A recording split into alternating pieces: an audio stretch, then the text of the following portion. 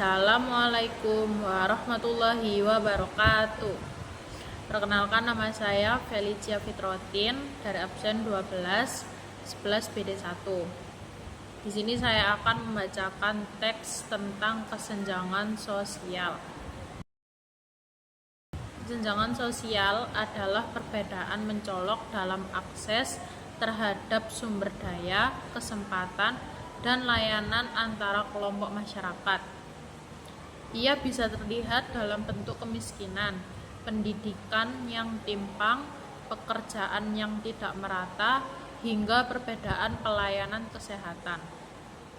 Bukan sekedar angka atau statistik, kesenjangan sosial adalah cerita nyata tentang kehidupan yang tak seimbang.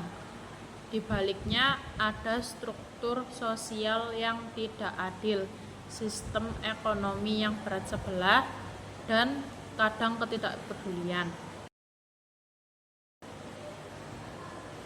Ada banyak faktor, mulai dari sistem pendidikan yang hanya menguntungkan kelompok tertentu, ketimpangan ekonomi yang membuat si kaya makin kaya, si miskin makin terpinggirkan, hingga diskriminasi sosial yang membuat akses terhadap pekerjaan, kesehatan, dan perumahan tidak merata.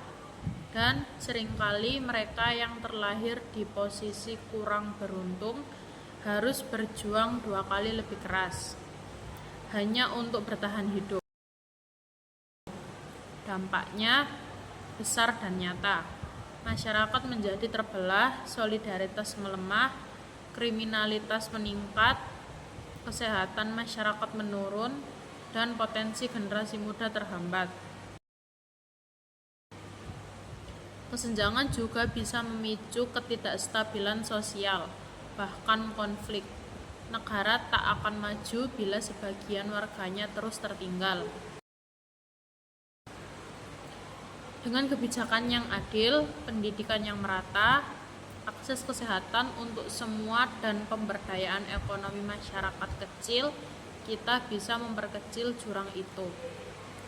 Perubahan dimulai dari kesadaran, dari kepedulian, dan dari tindakan yang nyata.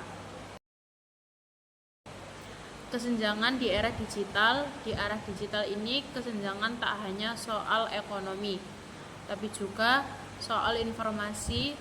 Yang terkoneksi dengan internet bisa mengakses pendidikan dari peluang kerja hingga pelayanan kesehatan digital.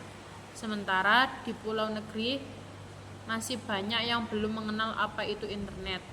Anak muda punya peran penting dalam mempersempit jurang ini, bukan hanya sebagai penerima manfaat, tapi juga sebagai penggerak perubahan lewat edukasi inovasi sosial hingga gerakan komunitas generasi muda bisa menciptakan dampak yang luas.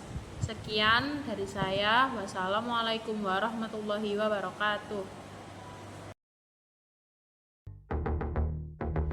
Kesenjangan sosial core yang ramai di media sosial ternyata bukan sekadar buat lucu-lucuan. Menurut ekonom, membandingkan keadaan ekonomi kelas atas dan kelas bawah dari banyak perspektif adalah bentuk satir sosial. Kenyataan yang mereka rasakan itu jauh lebih terbukti benar jika dibandingkan dengan data-data yang disajikan pemerintah. Dari tren ini, hal-hal yang terlihat lucu ternyata bisa menyibak masalah yang lebih serius. Bagaimana pemerintah menghitung ketimpangan sosial yang terjadi di tengah masyarakat? BPS menggunakan rasio Gini untuk menghitung ketimpangan ekonomi di suatu populasi. Angka rasio Gini berkisar 0 sampai 1. 0 menunjukkan kesetaraan sempurna, sementara 1 menunjukkan ketimpangan sempurna. Semakin tinggi rasio Gini, semakin tinggi juga tingkat ketimpangan sosial. Pada 5 tahun terakhir ini, kita ada di angka sekitar 0,3. Yang berarti ketimpangan sosial sedang. Nah, tadi kita ngomongin angka, realitasnya di tengah masyarakat seperti apa sih? Ekonom bilang begini, itu misleading karena BPS hanya menghitung dari sisi pengeluaran, bukan pendapatan. Tentu tidak bisa menunjukkan kesenjangan yang sebenarnya. Saya kira angkanya akan lebih di atas dari rilis pemerintah atau BPS. Meski begitu, data-data dalam laporan BPS menunjukkan kesenjangan antara kelompok atas dan bawah semakin